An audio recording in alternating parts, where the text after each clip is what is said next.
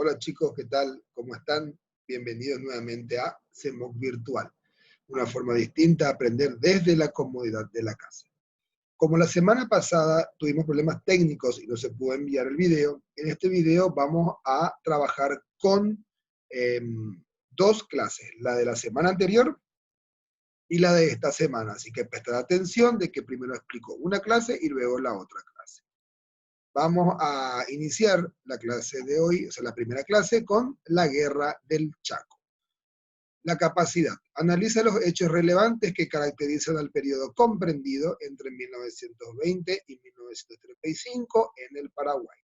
Los indicadores. Describe antecedentes y causas de la Guerra del Chaco.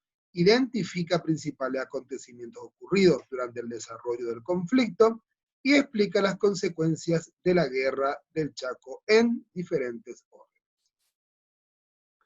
Los motivos de la guerra. Los antecedentes se remontan desde la época colonial, por los litigios de posesión sobre el territorio chaqueño. Luego de la Guerra Grande, Bolivia se aprovechó e invadió parte de nuestro Chaco. Las causas se pueden resumir en la falta de definición de límites entre Paraguay y Bolivia, el interés de este sobre el Chaco tras su pérdida oceánica y la invasión boliviana fundando fortines en territorio paraguayo.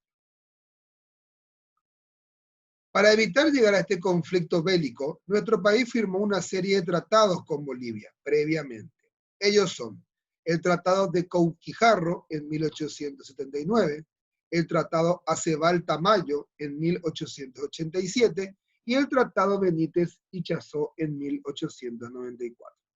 En 1907 se firmó el Protocolo Solier-Pinilla, donde ambos países debían mantener el status quo, es decir, no hacer nada. Sin embargo, Bolivia se aprovechó de la situación de nuestro país y fundó fortines en el territorio paraguayo. Todos fueron rechazados y, por lo tanto, no ratificados, ya que nuestro gobierno alegaba tener derecho justo sobre la totalidad del Chaco. Mientras se buscaban soluciones diplomáticas al problema de los límites, ocurrieron una serie de hechos iniciales que terminaron desembocando en la guerra. En 1927 se asesinó al teniente Rojas Silvas en el Fortín Sorpresa a manos de los bolivianos. En 1928, los bolivianos toman el Fortín Toledo, luego de ser expulsados de otros dos fortines en territorio paraguayo. En 1929, Chile intervino en este último hecho, en la toma del Fortín Toledo, y se logró una pequeña tregua. Ya en 1931, a pesar de los tratados, Bolivia tomó el Fortín Zamaclay y la guerra ya no tenía vuelta atrás. Aquí vemos el mapa del Paraguay, sobre todo la región del Chaco, para que puedan trabajar en el libro, y están delimitados las líneas de los tratados. La línea roja delimita al tratado de Cauquijarro, la línea naranja o amarilla, como ustedes pueden ver ahí, es el tratado Aceval-Tamayo, y la línea violeta, la que cruza en forma diagonal, es la que es el tratado Benítez y Chazó. Es para que ustedes puedan señalar en el mapa del libro. Y luego tenemos tres batallas importantes también señaladas en el mapa. La del punto azul es la batalla de Boquerón en 1932. La del punto naranja o amarillo es la batalla de Campo Villa en 1933. Y la del punto rojo es la batalla de Cañada del Carmen o de Stronges en 1934. Y arriba, donde termina el color, vamos a decir así, cremita del mapa, en las líneas negras, son los límites actuales con Bolivia. Las campañas por año de la guerra. En 1932 se dio la batalla de Boquerón, el ascenso a coronel de José Félix Estigarribia y se retomaron 4 fortines. También se dio la batalla de Saavedra. En 1933 Bolivia captura una serie de fortines. Sin embargo, las tropas paraguayas lo recuperan y se ganó la batalla de Campo Villa y también se declaró la guerra de manera oficial. En 1934, la ofensiva paraguaya siguió siendo positiva. Se recuperó casi la totalidad de los fortines, miles de prisioneros se llevaron a territorio paraguayo y se dio la batalla de Picuibá y Urendahue. En 1935 se llega hasta los límites con Bolivia, cruzando el río Parapití, y el 12 de junio se proclama el protocolo de paz que le da cese a la guerra. Las consecuencias demográficas. La guerra dejó más de 52.000 bolivianos y 36.000 paraguayos muertos. En lo económico, ambos países quedaron más empobrecidos debido al excesivo gasto para el suministro de la guerra. En lo político, el resurgimiento del caudillismo militar a través de las revoluciones que terminarían con la era liberal.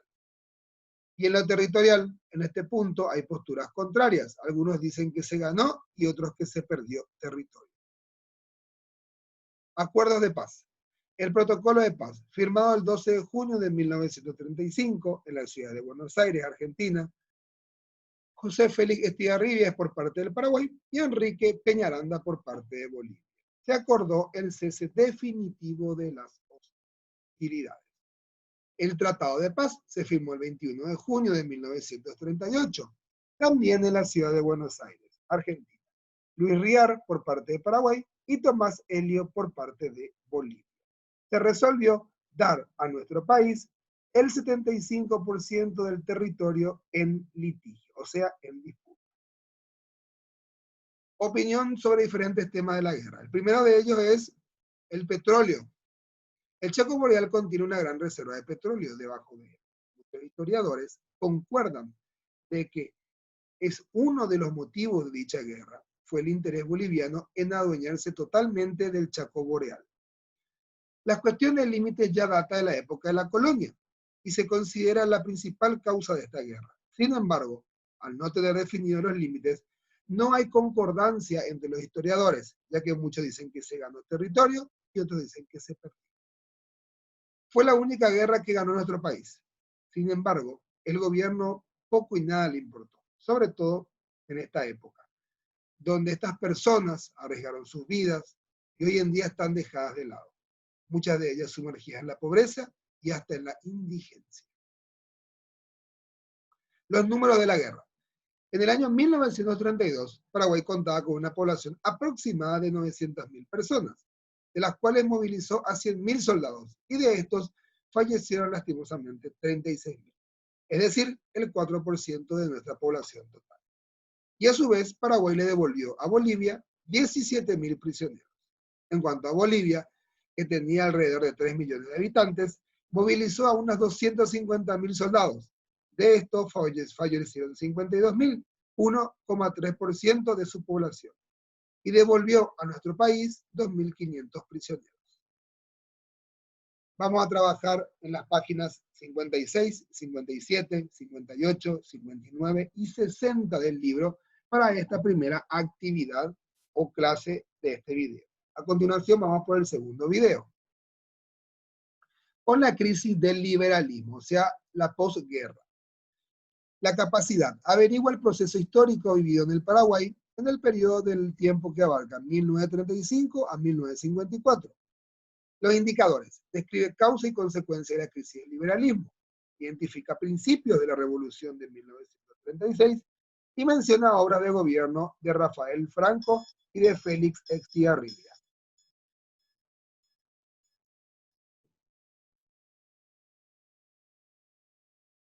La crisis del liberalismo.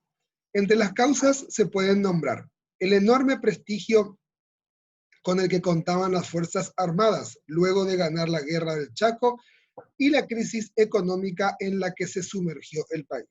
Como consecuencia inmediata, fue la caída de la hegemonía liberal y la vuelta del nacionalismo al poder. La revolución de 1936 dio como resultado la asunción del coronel Rafael Franco como presidente de la República, quien resolvió abolir la Constitución de 1870 y la cesación de los poderes del Estado, para que solo él pudiera crear los decretos y las leyes. La revolución de 1936 se dio en fecha del 17 de febrero de 1936. Comandantes revolucionarios, los coroneles Federico Smith y Camilo Recalde. El presidente derrocado fue Eusebio Ayala. y el nuevo presidente fue el coronel Rafael Franco. El gobierno de Rafael Franco inició su mandato nombrando a su nuevo gabinete Gómez Freire, del Interior, Juan Stefanich, Relaciones Exteriores, Anselmo Peralta, ministro de Justicia, Bernardino Caballero en Agricultura y Luis Freire en el Ministerio de Hacienda. Entre sus obras de gobierno se pueden mencionar la creación de nuevos ministerios, la creación del Banco de la República, la conclusión del Panteón de los Héroes, la declaración de patrimonio histórico a varios edificios de la capital y la creación de la Orquesta Folclórica Nacional. La reforma agraria y política sindical. Rafael Franco realizó la reforma agraria, que consistía en hacer dueño al que trabajara dicha tierra, es decir, la tierra es de quien la trabaja. Durante su gobierno, las protestas sindicales no estuvieron ausentes y se crearon varios sindicatos y uniones trabajadoras. El final de su gobierno. Luego de 1 año y medio, Rafael Franco fue depuesto mediante un golpe militar, realizado por las tropas de la caballería, asumiendo en su lugar el doctor Félix Paiva. ¿Cómo fue el gobierno del doctor Paiva? Durante su gobierno volvieron al país varios liberales que fueron exiliados y volvió a poner en funcionamiento la Constitución Nacional. También durante su gobierno se firmó el Tratado de Paz con Bolivia luego de la guerra. El 9 de julio de 1940 asume el gobierno el mariscal Estigarribia y sanciona una nueva Constitución Nacional. Esta nueva Carta Magna le daba superpoderes al presidente para disolver el Parlamento si creía necesario y eliminar la figura del vicepresidente. La línea del tiempo con los sucesos más importantes desde 1935 a 1940. El presidente Eusebio Ayala fue destituido mediante una revolución y asume en su lugar el coronel Rafael Franco. Eso fue en el año 1936. En el año 1937, de la misma forma que llega al poder, su gobierno finaliza mediante un golpe de Estado y asume en su lugar el doctor Félix Paiva.